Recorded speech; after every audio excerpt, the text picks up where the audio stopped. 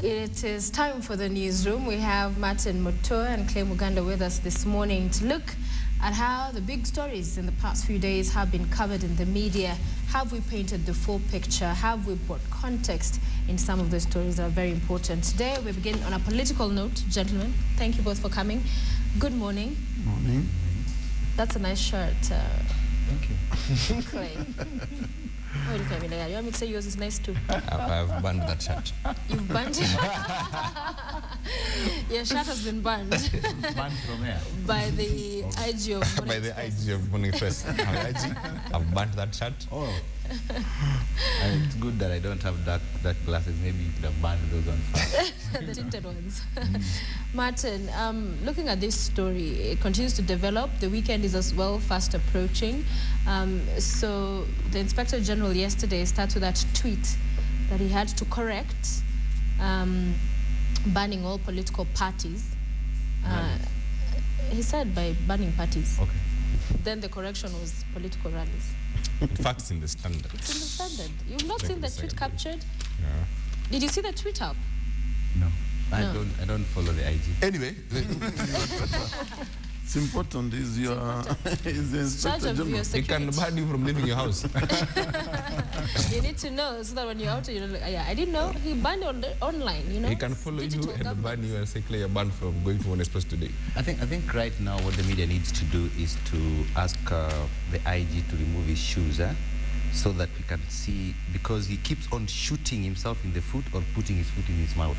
So we need to see how bad his feet are already. You know, how many times he has shot them and how many times he's beaten it. Because I don't understand. I mean, like I watched him on TV last night, and what happened, what comes across is when he tells people like, you cannot do this, this is the time for this. I mean, if at all he had stuck to the security narrative, I think that would have been fine. If at all he had stuck to the security narrative and told people like, okay, fine, this is the reason why we are banning this. But when he started telling people that this is the time for development, not time for politics, I don't think it is under his mandate to tell people what they're supposed to do at what time. I don't know if I could be wrong, maybe, but I think that was a little bit. He either overstepped his mandate, or maybe he just did not know what he was talking about. I don't think he didn't know what he was talking about. The fact that he's been communicating, he must be thinking and relaying information. So, in my view, I think that was not this is not the kind of message even this government requires at this time, because it gives a very bad impression. Because this build-up to this event has been happening for the past 1 or 2 weeks, and there have been rallies all over the place. And for you to come then at the last minute and say you are stopping them from holding that particular rally, it portrays even not only the security team, but even the government in very bad light. Because now it boils down, there's that perception that now you're having both Uhuru and Ruto out to clamp down on the opposition. That is the perception that goes out. Maybe from where they sit, they have absolutely no clue or no idea that that is the situation. But the IG himself should also, in the flip side, he also makes the force look like it's receiving direction from other quarters. Does this Inspector General really understood his office, the new office, his mandate? Does he really understand even one tenet of this office? The fact that he applied and he was vetted and he was given the position, we want to believe he was the best among all the other candidates. So we can't fault him on that front. So his actions are what are going to either make that office gain confidence or lose confidence among Kenyans. So it's up to the IG to ensure that he does not give room for people to speculate that he can we're already past that, Martin. We're already past that. We are past that. We're done. You know. No, but you see, when such decisions come, people talk. People want to understand where he's coming from.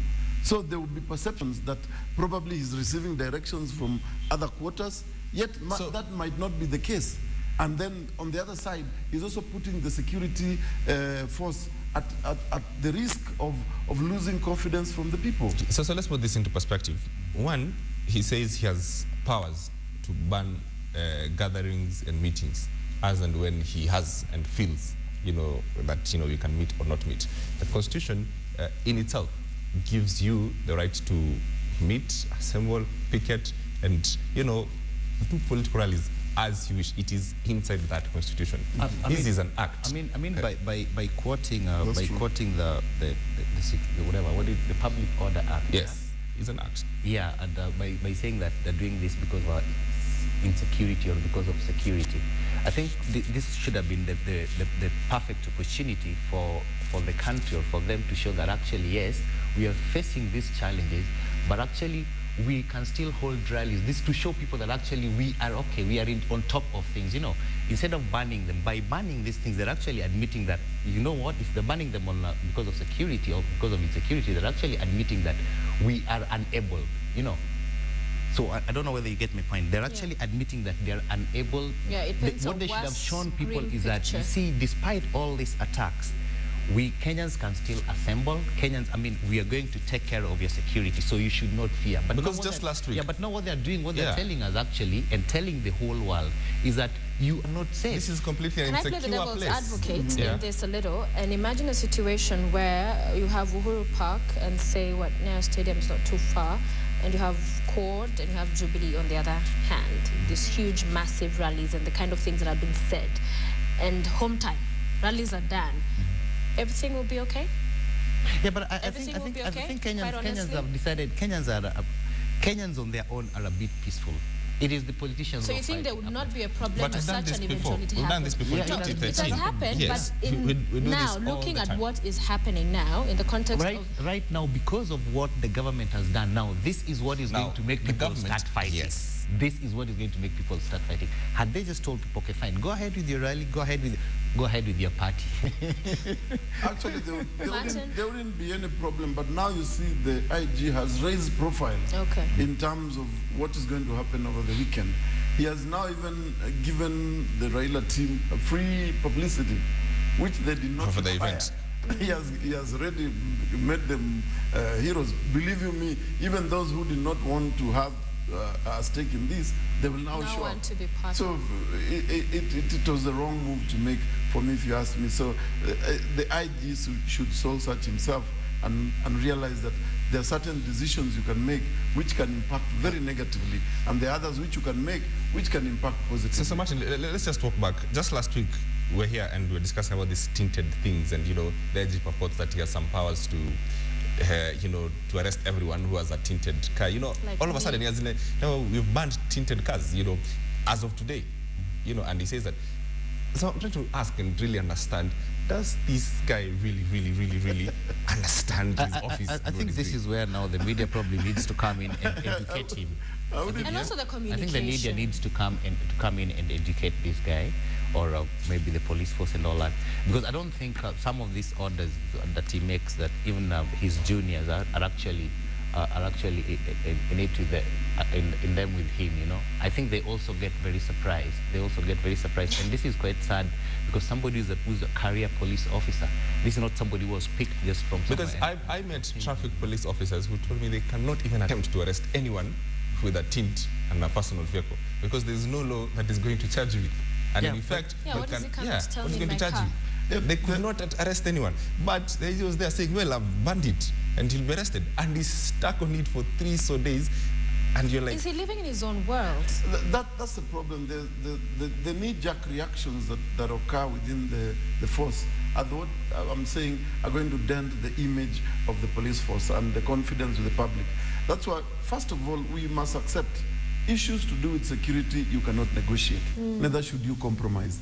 But you cannot just react over an issue and issue policies that do not even are not compatible even with the law when an incident occurs. So when certain things happen, I think it's important for even the IG himself to go back, consult with the other senior police officers on a way forward, instead of making reactions or even tweeting this tweeting. The IG should, yes, we accept that we are living in a digital world, but that is not express ticket for him to, when an incident occurs, for him to tweet and make a very serious statement that impact on the security of this country. He should always just be tweeting on issues that which do not require policy. An issue like banning a political rally of such magnitude, he has no business going on Twitter and giving a statement just a few minutes after he has sent his own spokesman and woman to issue a different statement, and then he tweets a different kind of message. That shows that there is no cohesion. There's no cohesion within his force. It's the same gentleman who tweeted about a bulb, a bulb JKA. JKA. He's the one, yeah. I think he needs to stop thinking with his fingers. The IG could be very excited about these tweets and the newly discovered tweets. Yeah, he might be very excited, but he must limit himself. I really plead with him. Matters of security are not things to play around with and go tweeting. If you want to make a serious statement on policy of security, you must call a press conference or issue a statement that you will stand by it, but don't issue a tweet. But Martin, the big picture is the fact that Inspector General Kimayo believes he has powers that he doesn't have. That's a very big problem. Yeah, the fact that he believes he lives in, I think, 1990 or something. No, I think that's why I'm saying, like, I think he needs to be educated, because right now what is happening is that we have a legislature which actually is making so much news that it does not even listen to itself. We have an executive which actually is so busy probably fighting the wars that have been caused by the legislature. We have a judiciary which actually now is more or less like it's being overcrowded by all these noises. And I think now this is where the media needs to come out and actually tell these people, like, okay, fine, this is not the way, this is what needs to be done. Okay. And I think it needs to drum this into not into the police force, but into Mr. Kimayo.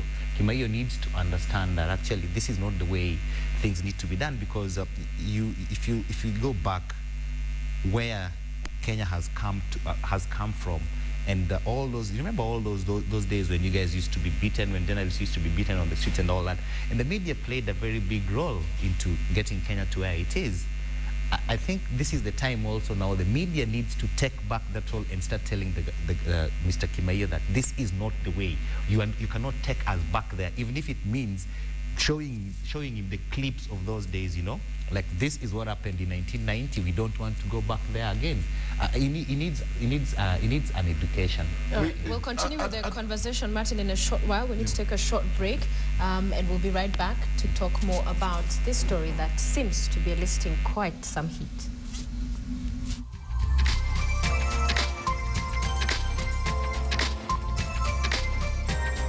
Welcome back to Morning Express. It's the newsroom. We're all about the Inspector General of Police for now, and that ban, the latest one he issued, first on social media. And I'm saying the latest one because another one could be coming. Yes, he can ban people from tweeting. Anyway, in the UK, when this diving issue, had become a big issue, let me just bring it to the table. And Luis Suarez, had been diving all through, and he dived in one game, and the next day Daily Mail, their front page was, "This nonsense must stop. This nonsense must stop. We can't continue doing like this." And that was football. Martin, can we get to that level and just start telling these people? Have a picture of IG there. It can stop. And that it will stop like this. First, if the Inspector General of Police understands the role and the mandate the office entails of him. First, he must know, probably he has not digested that he holds an independent office that is devoid of any interference from either the opposition or government. First, he must understand that.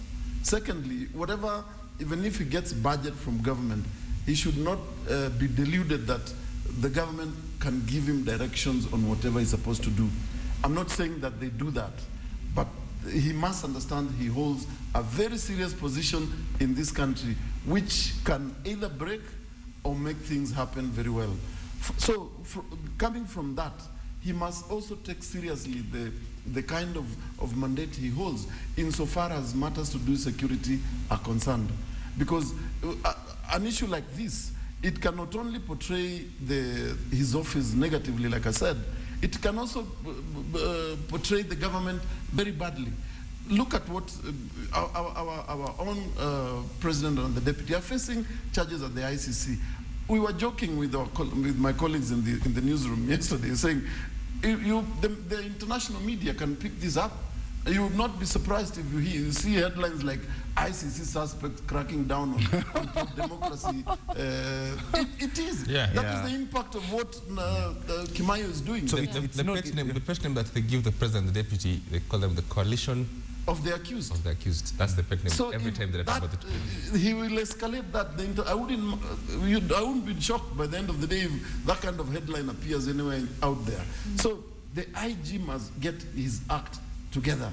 But do you see that happening? Do you see that happening, Martin? And as far does the media need, as you know, James was alluding to kind of lead him to that kind of understanding? Because in and of himself, it doesn't seem to be working. He's been in office for a very long time. I mean, he's a career policeman. He's seen all these things happen. You know, in as far as how things are run, the kind of picture that's painting now. You've said that it could look like his office is lacking that independence. That's what this last ban reeks of. You know, that there's interference. There's some other person that's actually his problem is that one of being a career police officer. Okay. That is now the problem, because he is actually living in the past.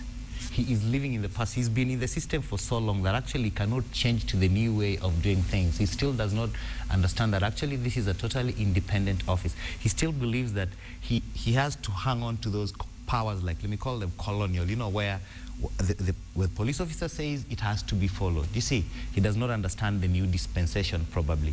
And I think when it comes to the media needs to guide him, because as Martin says, this thing, it's not just bad, it's not just painting like the one side of one side of politics in a bad light. It's actually painting the whole country, because we keep on, all this time we've been talking about like, the country is being painted in a bad light, tourism is, there's a tourism slump because of all this. And this is not helping, because actually what you're telling people is that right now, don't go to Kenya because the security situation is so bad that they cannot even assemble themselves, you know.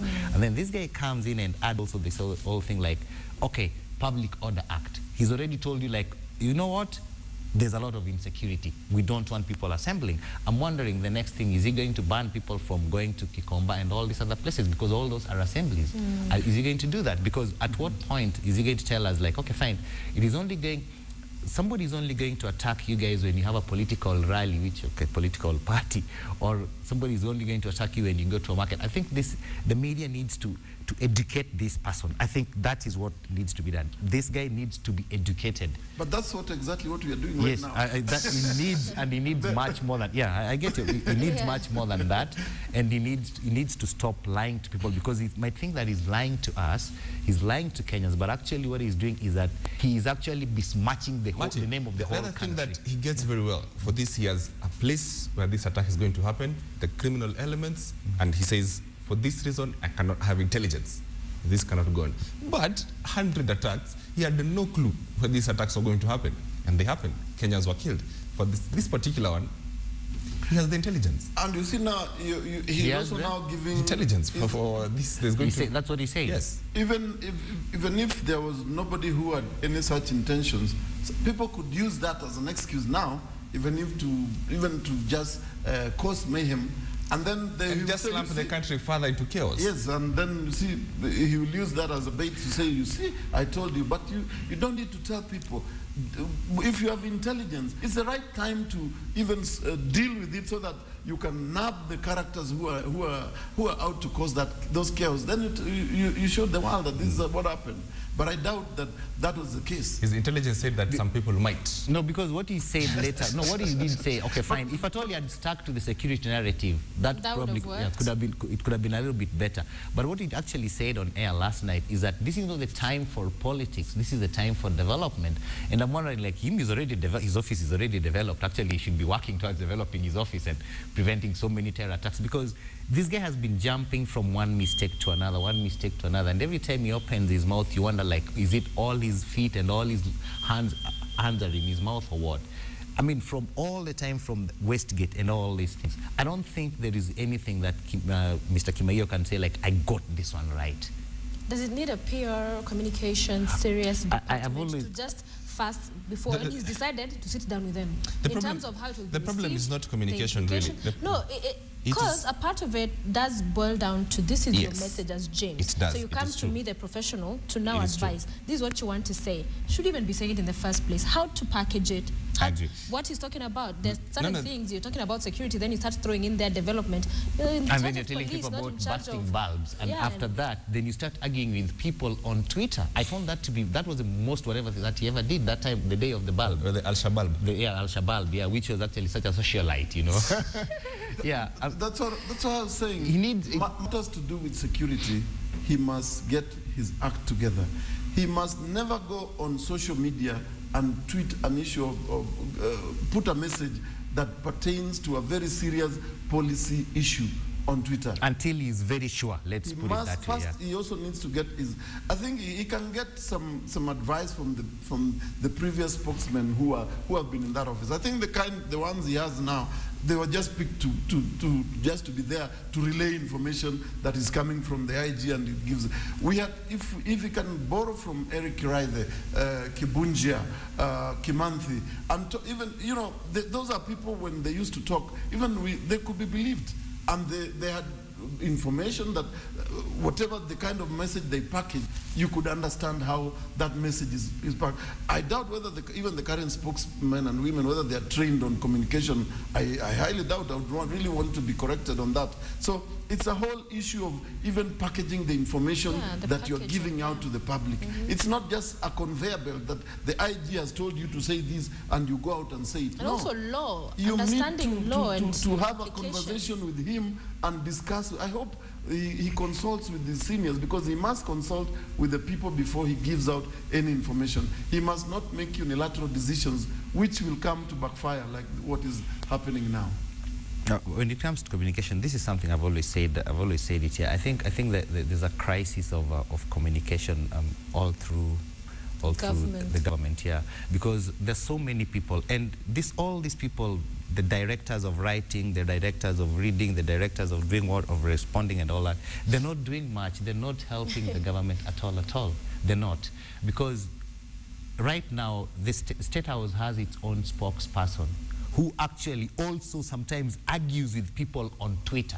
You see, then this other department, the police force, has those two, that lady and gentleman, who actually just pick, and then they're told we've banned tinted vehicles, tinted windows. The following, I mean, there's a clarification that is issued later. I mean, I think there's a crisis of communication. It's not just one department. It is all through. My big problem with the police is that we completely have no idea. We failed to take them to a new dispensation, and I think they're still stuck, you know, somewhere in 1990. I think the junior police officers probably are moving with the times, but I think it's at the head. The head, and that is Mr. Kimaiyo, is missing the whole point completely. He's actually still living in the past. Yeah, I think he thinks like by tweeting that he's living in the present. I don't think so. He should stop thinking with his fingers. So definitely we need to have this conversation in terms of how we are going to take the security to the next level. There has to be that conversation among the public, and even our elected leaders need to get involved so that we can see how we can move this process forward. Maybe we got something wrong at some point. Kimaiyo, I think, has a contract of, I think, 4 years of stuff like that. 4 years, yes. Once it's over, maybe 4 years. we'll be able to know how things move. But even as we are having this, he also needs to redefine himself in terms of how that office is supposed to run. One of our viewers, Steve Minor, is tweeting and saying, enough about IG Kimayo already. You guys are obviously pro-code and hooliganism. Sad. What do you say to address somebody who thinks that this is to tolerate violence, or the critique on the IG is to say that, yeah, perhaps we are okay with some stones being thrown? No. It's not about throwing stones. This is actually, it involves everybody, because whenever a bomb explodes and all that, it does not differentiate, does not know. The bombs don't discriminate. Sure. They don't discriminate. They don't know whether you voted for CORD or whether you voted for Jubilee or whether you did not vote at all. It does not matter. What we're talking about here is it is the security of the country, because now the whole country is being painted in a bad light. You know, we keep on, we're saying we're trying to get back tourists with all this Kimbia Kenya, or is it Tembea Kenya? Tembea. Yeah, this Tembea Kenya thing. But at the same time, you're telling people like, oh, the country is so bad that actually people cannot even assemble. Where do you want these tourists to come to? You're telling them, like, actually people cannot even assemble because of insecurity. I remember, I think 9/11, after 9/11, what the US did was to encourage people, to encourage Americans not to live in fear. You see, that actually they were on top of things. But when you're telling people, like, we are banning this because you don't want people to congregate, the message we are sending now, let me put it this way, the message that is being sent to the outside world is that we are not a safe nation. We are unable to take care of own security. Yes, that is the nation that you're sending out there, and it is affecting everybody. There are people actually probably, I mean, tourism, there's so many people who depend on tourism directly and indirectly. It's a whole chain. The people who actually, I mean, gentlemen, people who live in the villages, whose children actually work in the tourism industry. In so fact, now they've been laid off. So it is actually affecting today, the whole. 20 hotels have closed down. In the Standard. Yes, Yeah. And yesterday we talked about, I don't know how many thousands jobs which are lost. Let's move to the next issue. Rift Valley Rebellion. Oh, for the senior journalist. You live in this country, my brother. Why? That is for the very senior journalists and political analysts. You have Keter being very vocal about what's happening in the Jubilee and what he's unhappy about. When he was here, James asking him, then why does he continue to stay in the coalition he's very unhappy with? He says he's going to fight from within and hope that change will happen. But clearly, he's gaining ground in as far as the questions he's raising, and as far as the discontentment, and as far as how the coalition is being run, and you have the president going there again. And if he wasn't gaining ground, over the weekend, William Ruto had a function in Kericho. Keter had a different one in Keses. But the deputy president gave Kithure Kindiki and Murkomen a chopper to go and invade Keter's function, so that at least he can neutralize what Keter was saying. Yeah. So that tells you that Keter is gaining ground, and there's need for him to be contained. Oh no, there's need for the deputy president to try and put his house in order, or unless maybe he's the one creating all these things, which I doubt. I highly doubt it. If you watched him on Saturday, again in Kericho, he was for the first time, he was very animated. He was angry. His voice was really high-pitched. And for the first time, he went, all out to attack, Keter, Keter the person. But that did not deter Keter on the other side, who has now found new friends in the name of Zakao Cheriot and Lagat. Isaac Ruto, also Yes.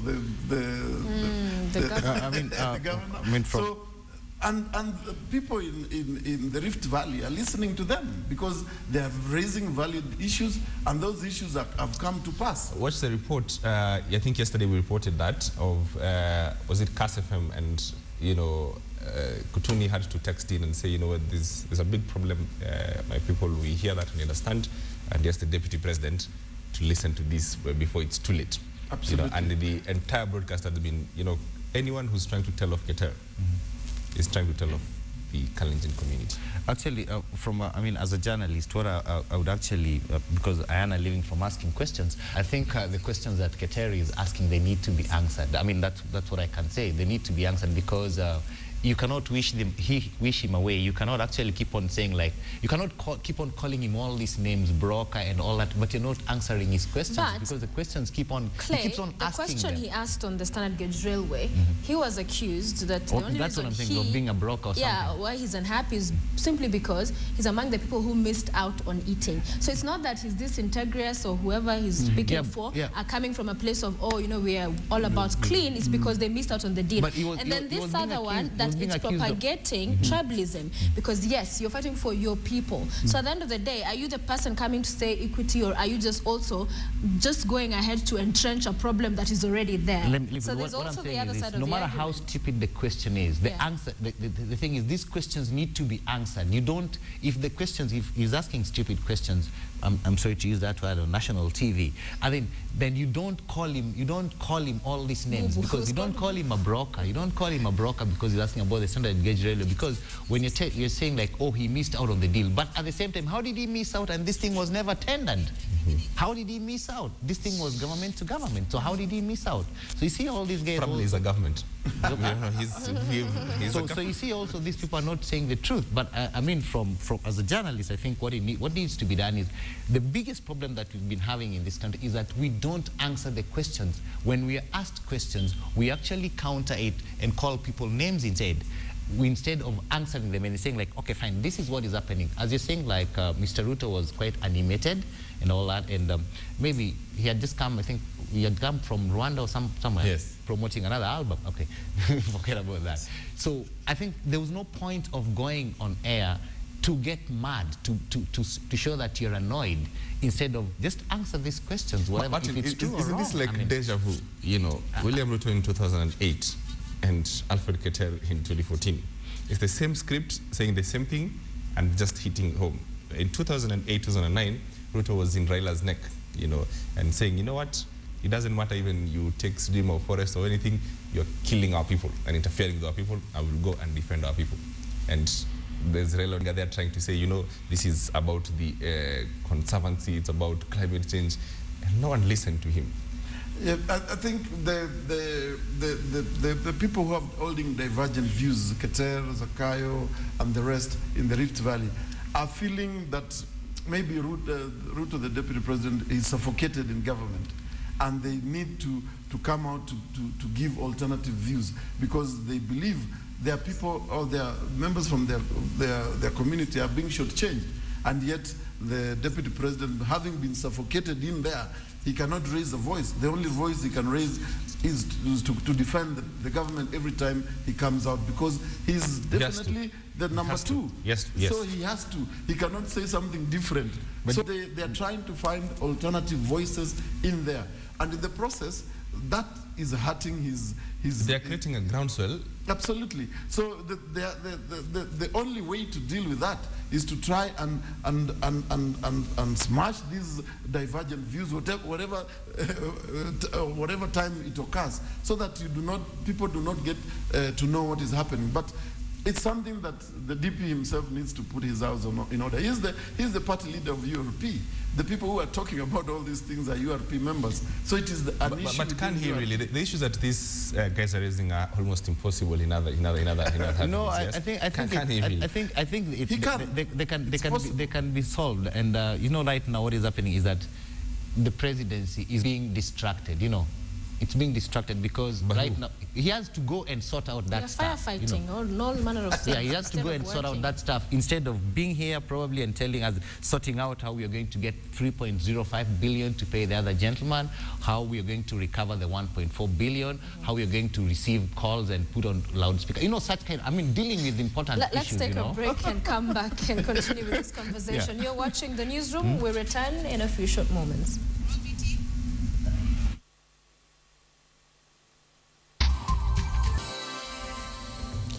Welcome back.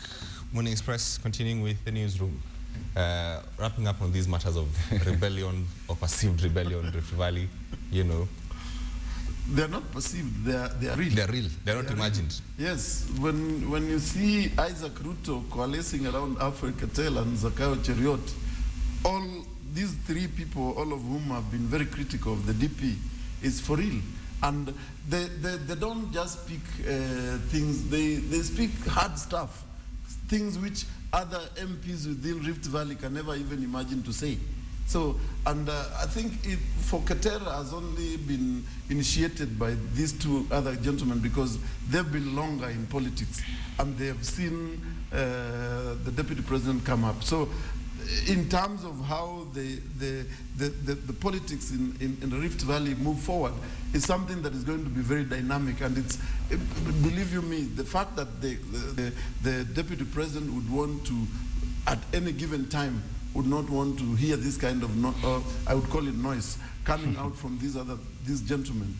It shows you that for sure he's feeling it, and it's something that if he doesn't contain it, as Kutun was saying, if he doesn't move fast and contain it, it is going to breed into a monster that he will never be able to deal with. Just the same way he himself dealt with the Prime Minister during the court days. Yeah, because he's building his political profile. He's a first-time legislator now? Yes, yes. Is a so who is this guy? Where did he come from? He's clearly become quite a superstar in this equation of Jubilee and in as far as their politics are concerned.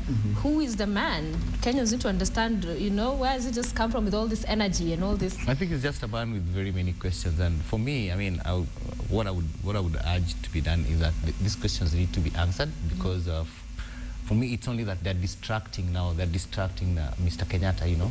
They're distracting Mr. Kenyatta from, he's doing a lot of politics now instead of governing, you know, instead of running. There's so many problems. But hasn't he been answered? He was told, okay, you have he was being told standard off. gauge, He was also off. told, bring evidence. But you see, like, he sat there and all that, and even when he was sitting there, they kept on attacking him in rallies, like, oh, you see the lawyer he has, that lawyer charges. So then what else needs to be done? Because it's not his questions that need answers. They've been technically answered. This thing needs to be sorted. You see, the problem with Alfred Keter is responding to a certain need in Rift Valley politics. All right, that is what he's doing. That the people who voted for Jubilee in Rift Valley voted for a particular idea. All right, and at that point they thought and felt that these are two equal partners who are coming together. You have Uhuru Kenyatta would bring TNA, and URP would bring, you know, William Ruto, and they are equals on a 50-50 sharing basis. Alfred Keter is responding to that, saying, you know, ours appears not to be 50%. The same thing that Ruto did to Raila, and said, him katenusu, but at the same time, so the problem, that is what he's doing. So but at the same time, and there are other people in this country also who need to be a part of this. That's what I'm saying now. Now, the problem of this government is now they failed in the beginning of getting in to say, this is a government not for URP and TNA, is a government for the whole Kenya. Yeah. And they're going to bring in everyone. That is what they failed to do in the first few hours after getting elected. They started tripping at the beginning. So in the beginning, and where was the media in all this? Where were we? Did we actually tell them, like, come on, this is not the way? Or are we still just perpetuating this thing of 50% for Mr. Kenyatta, 50% for Mr. Ruto? I mean, are we... 50 and 50 has nothing to do with the media. That is their business. What I mean to say, like, when they're talking about this idea that people have to come from remember Mr. the question of the national cohesion. Yeah, you know? This the face of Kenya. I'm talking about the face of Kenya. If they started tripping and they started sharing this particular post just between the two of them, did you actually remind them that what is happening? We did very fast. I think, and we've been critical even on these shows, and we even said it, that this cabinet does not reflect the face of Kenya. We say it as much. Clay, honestly, you must give credit to the media. We did that. We did all that. So Clay has been tweeting so much. What I'm talking about is this. What I'm talking about is this. I think we need to keep on, because right now, I mentioned that the judiciary is actually it's surrounded and all that with all these things. The legislature cannot even listen to its own voice. Cannot even hear itself because it's so much noise.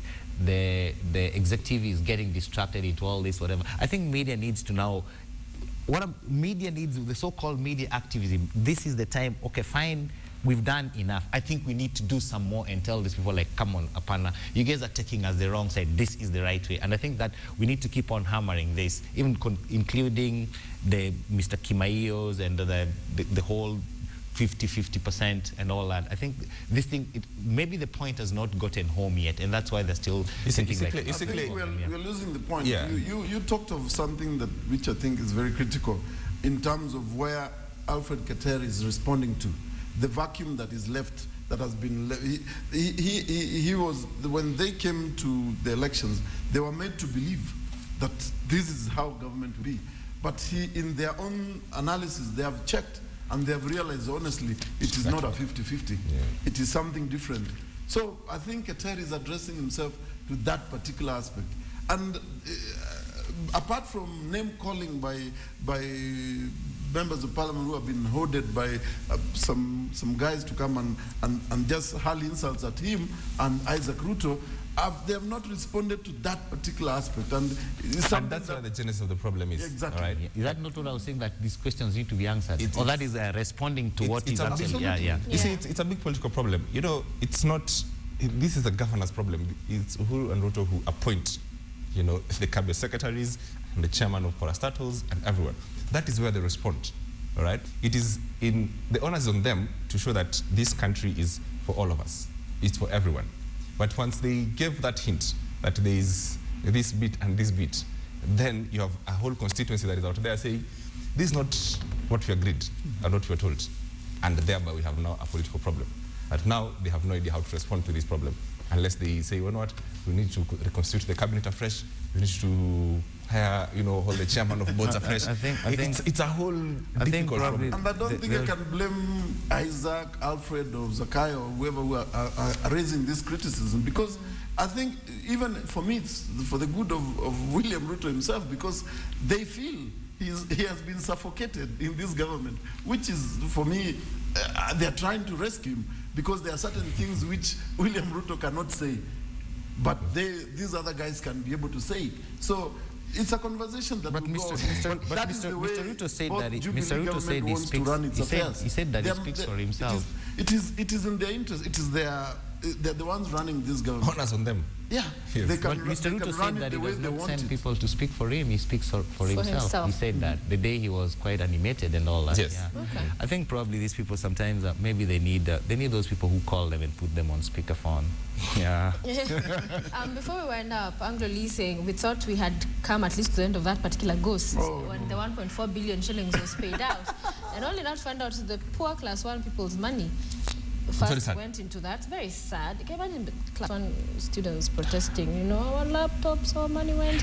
But then now for a new, you know, demand on payment to come out. But we told you it depends on which ghost pops out. We said it last week. We said it last week. Yes. Said that they'll keep on coming, you know. We don't even know how many there are. So they will keep popping out. And already, by paying this, Uhuru Kenyatta had opened a Pandora's box. Yeah. They will all pop out and they will demand to be paid. And they will be paid. And people are just making these jokes that the moment the money was wired to whatever the shadowy ghost in London, the next day that money must have come back and be shared out with the characters who are around also. So this is not something that the money is being paid out to some people who are not known. The characters are here. They are paying themselves here, but using the ghosts out there. So it was an extremely poor choice and a poor decision to go through with this. They will keep popping out. Yeah, and you know, and to now say they will really fight in the courts. That will keep up a very serious battle. Yeah. You know. Okay, probably maybe they're saying that because as I just indicated last week. I mean, you know, we don't know actually what we're paying for. Probably we're paying for people who funded elections and all that. Probably they're now ready to fight because they feel like, okay, fine, we owed you this much, we've paid you back, so come on, stop coming for all this. Probably that is what is being done, as you're saying that the money went and came back here. I mean, the people who funded all these things are probably just within, they're not out there. I think it is something that, I remember saying here that it's something that actually is going to affect the country for a very long time, because right now, again, everybody is getting distracted. We have to fight all these questions that are about Anglo-leasing. I understand that some cabinet secretary said yesterday that the laptops for primary schools cannot be there because of the Anglo-leasing money. Yes, Otish. I mean, yeah, they said they used that money to pay since it had not been. It's there. It's there. In the standard.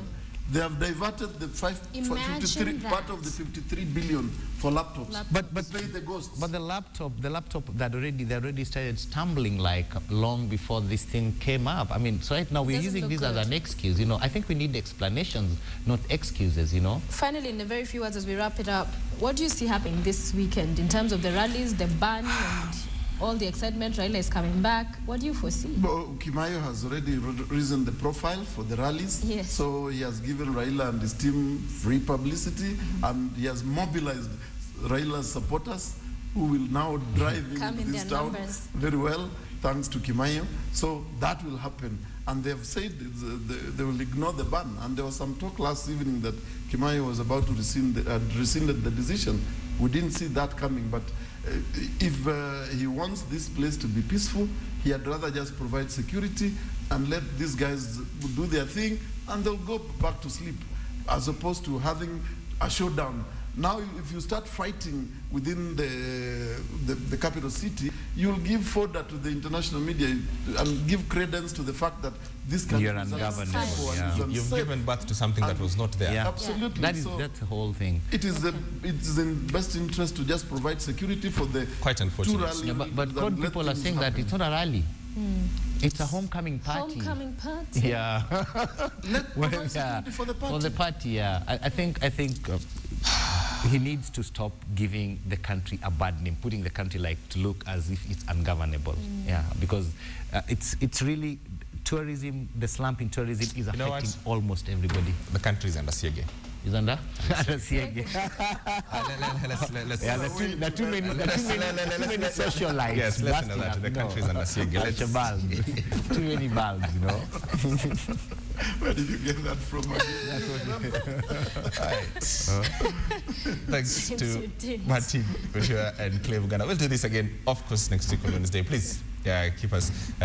Let's continue engaging on Twitter, in our individual Twitter accounts, and let's find this conversation now for the first time in several